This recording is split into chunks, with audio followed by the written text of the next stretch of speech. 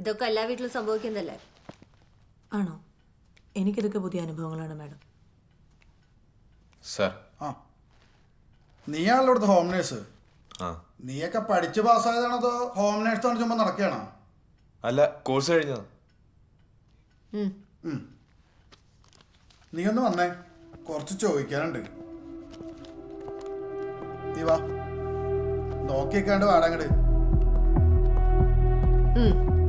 ഇങ്ങനൊക്കെ ചെയ്താലും എൽദോസ് ചൈര നിങ്ങൾ വലിയ കാര്യമായിരുന്നു എന്നാണല്ലോ വക്കീല് പറഞ്ഞത്.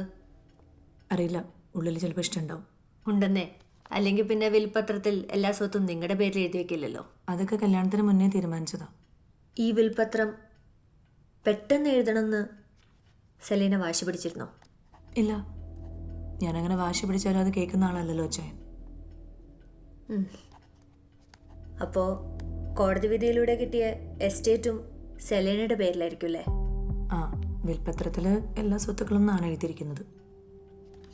അപ്പോൾ കോടതി വിധി വന്ന് അധികം വൈകാതെ ആള് വീണു. വീഴുന്നതിന് മുമ്പ് ആൾക്കെന്തെങ്കിലും പ്രത്യേകിച്ച് അസുഖങ്ങൾ? ഹാർട്ടിന് മുന്നേ പ്രോബ്ലം ഉണ്ടായിരുന്നു. അതുകൊണ്ടാണല്ലോ നമ്മൾ ട്രെയിനിൻ്റെ ഒരു നഴ്സിനെ വെച്ചത്. അതവൻ കൃത്യമായിട്ട് നോക്കിയില്ല എന്നാണല്ലോ കംപ്ലൈൻറ്റ്. ഏയ്, അങ്ങനെയൊന്നുമില്ല മാഡം. അവൻ കൃത്യമായിട്ട് മരുന്നുകളൊക്കെ കൊടുക്കാറുണ്ടായിരുന്നു. മരിക്കുന്ന ദിവസം അവനാണോ മരുന്നെടുത്ത് കൊടുത്തേ? സാറേ, അന്ന് എൻ്റെ ചേട്ടൻ്റെ വീട്ടിലെ കട്ടിലോപ്പായിരുന്നു. അപ്പം ഞാനന്ന് ശരിക്കും ഇവിടെ വന്നിട്ടേ ഉണ്ടായിരുന്നില്ല.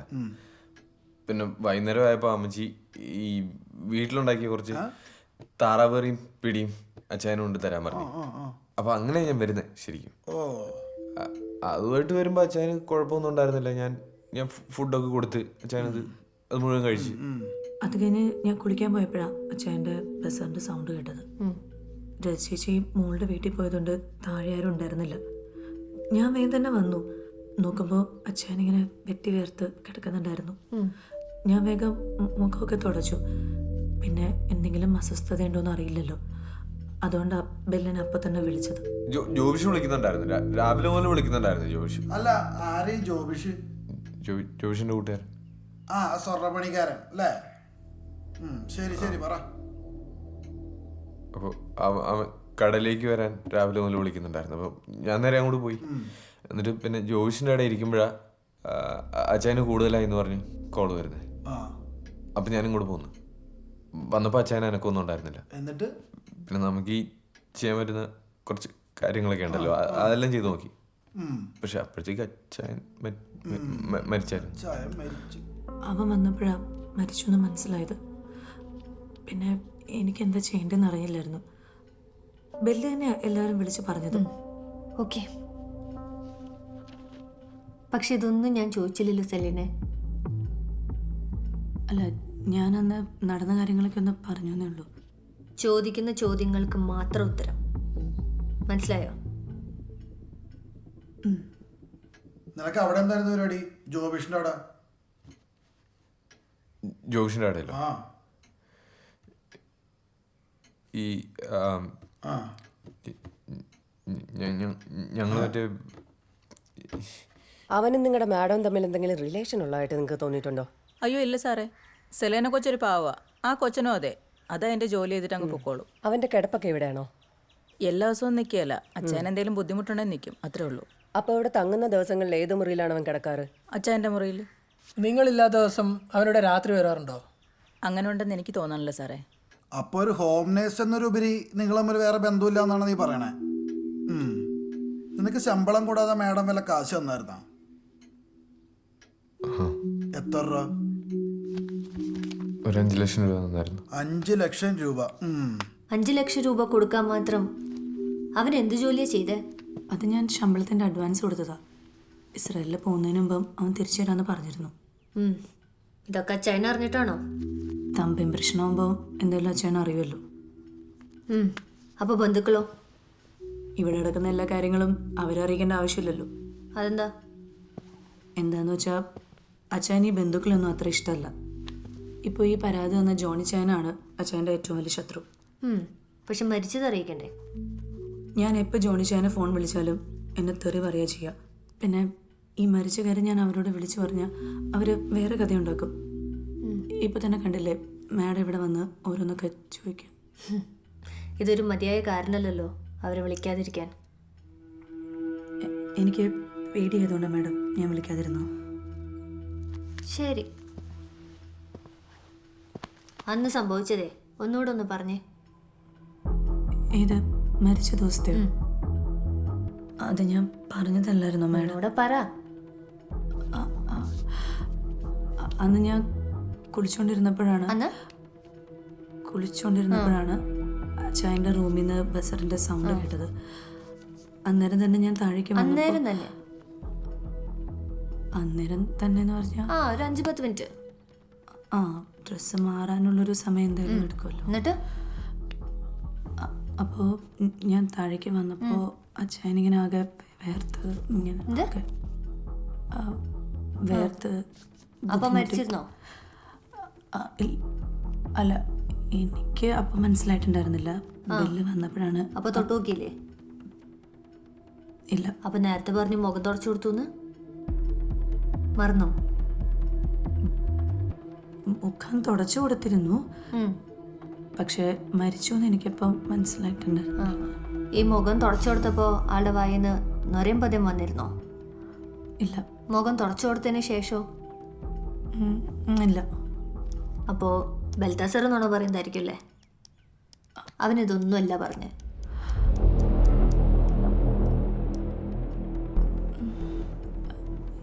എനിക്ക് വ്യക്തമായിട്ട് ഓർമ്മയില്ല മാഡം. ഓർമ്മയില്ല. ഈ അച്ചായൻ്റെ ബന്ധുക്കൾ വന്നപ്പോ എന്താ വീട്ടിൽ കയറാൻ പറ്റില്ല എന്ന് പറഞ്ഞേ? അതിപ്പം വീട് വൃത്തിയായിക്കൊണ്ടിരിക്കുകയായിരുന്നു. അപ്പം ഇവിടെ അലങ്കോലായി കിടക്കുന്നിടത്ത് താമസിക്കണ്ടെന്ന് വിചാരിച്ച റിസോർട്ടിൽ റൂം ബുക്ക് ചെയ്തു. ഇത്ര തിരക്കിട്ട് വീട് വൃത്തിയാക്കാൻ മാത്രം എന്തായിരുന്നു?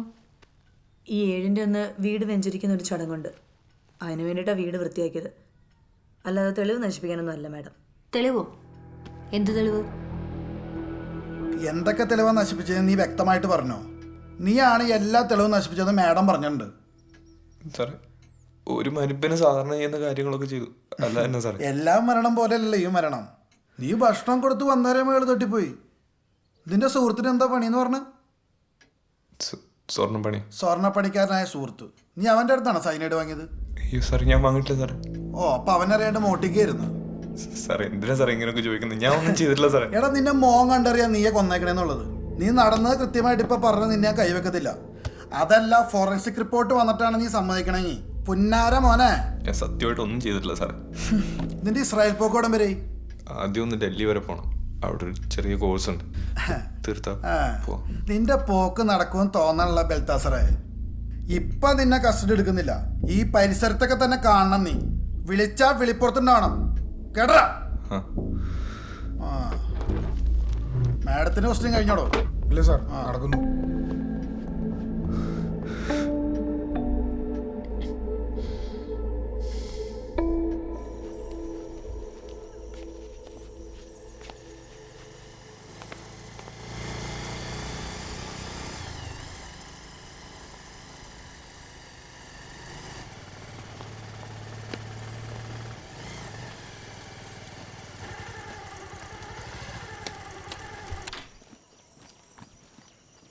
നീ എപ്പോൾ എത്തിയായിരുന്നു? ഇപ്പോൾ അതേ ഉള്ളൂ. നിന്റെ ഫയൽ സർട്ടിഫിക്കറ്റിലൊക്കെ വീട്ടിൽ ഏൽപ്പിച്ചിട്ടുണ്ട്. പോവാണോ?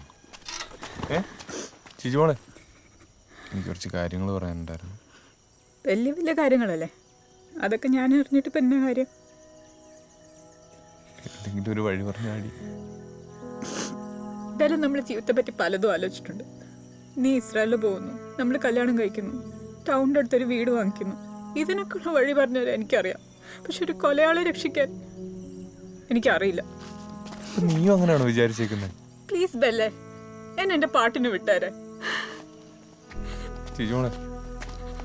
ജിജുമോളെ എടി.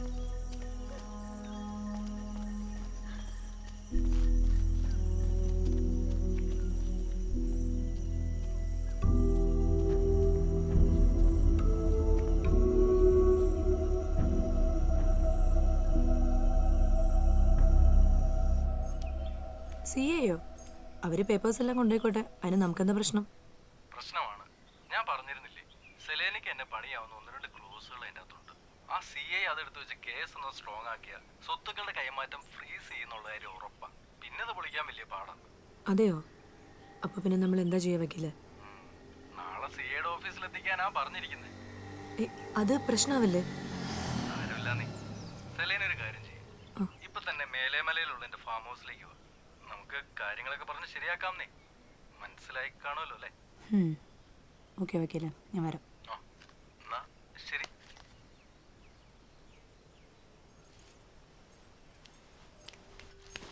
ഞാൻ ആ തെളിവെല്ലാം നശിപ്പിച്ചെന്ന് നിങ്ങൾ പോലീസിനോട് പറഞ്ഞു. ഞാൻ എന്നെ തെളിവ് നശിപ്പിച്ചേ? അതൊക്കെ പോലീസുകാരുടെ ഓരോ അടവല്ലേ ബെൽ? ആരുടെ ഇടമാണെന്ന് ആർക്കറിയാം. ദേ മര്യാദയ്ക്ക് എന്നെ ഇതിൽ നിന്ന് ഊരി തന്നോളാം. എന്നെ കൊണ്ട് ഒക്കാവുന്ന അത്രയും പൈസ ഞാൻ കൊണ്ടുവന്നിട്ടുണ്ട്. ബാക്കിയുള്ളത് എവിടുന്ന് കണ്ടിട്ടായാലും ഞാൻ കൊണ്ടുവരും. ഇതൊക്കെ ഞാൻ എന്റെ ഇഷ്ടം കൊണ്ട് ബെല്ലിന് തന്നതല്ലേ? എന്നോ പൊന്നു പൂലോകമാണെന്ന് പറഞ്ഞാലും എനിക്ക് വേണ്ടെന്ന്. ഒന്നുകൂടെ ഞാൻ പറയുക, ദയവ് ചെയ്ത് എങ്ങനെയെങ്കിലും എന്നെ ഇതിൽ നിന്ന് ഊരി തന്നോളാം. ആ, ഞാൻ ഒന്നും ചെയ്തിട്ടില്ല എന്നുള്ളത് നിങ്ങൾക്ക് മാത്രമേ അറിയത്തുള്ളൂ. നീ വന്നേ, ഞാൻ പറയട്ടെ. എന്നതിന്? ഞാൻ പറയുന്ന ഒന്ന് സമാധാനത്തോടെ കേക്ക്. വാ, വന്നിരിക്കെ. ഇരിക്കെ.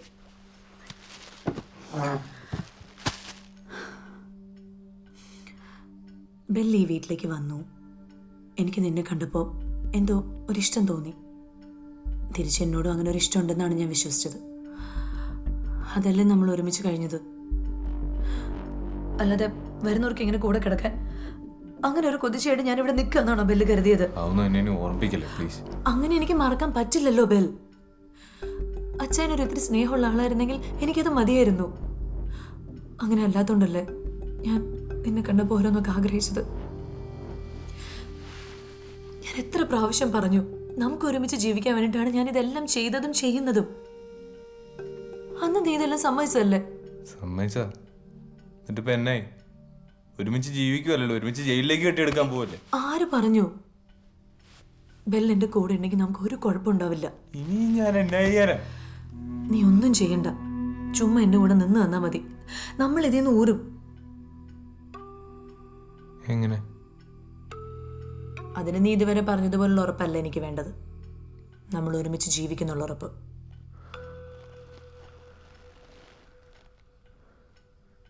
എനിക്കിപ്പോ വേറെ വഴിയുള്ളേ? അതല്ല, എന്തൊക്കെ വഴിയുണ്ടെങ്കിലും നീ എന്നെ വിട്ട് പോവില്ല എന്നുള്ള ഉറപ്പ്.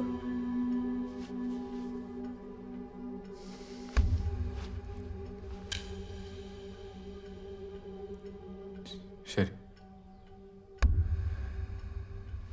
ഈ കേസിൽ നിന്ന് നമ്മൾ ഊരുവാണെങ്കിൽ പിന്നെ നമ്മൾ ഒരുമിച്ചായിരിക്കും ജീവിക്കുന്നത്. മതി.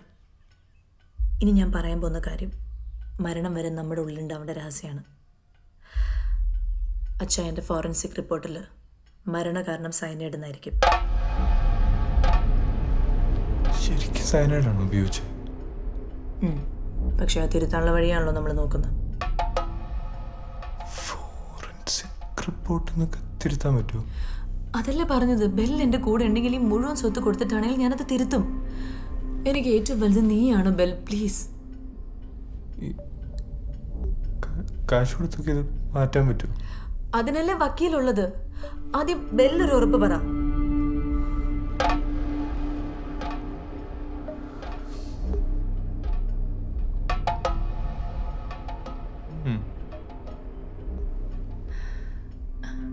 എന്നാൽ ഞാൻ പോയി വക്കീലിനെ കണ്ടിട്ട് വരാം. കേസിന്റെ കാര്യമൊക്കെ ആൾക്ക് വിടാം. എന്നിട്ട് നമ്മുടെ ജീവിതം ഫ്രഷ് ആയിട്ട് തുടങ്ങാം.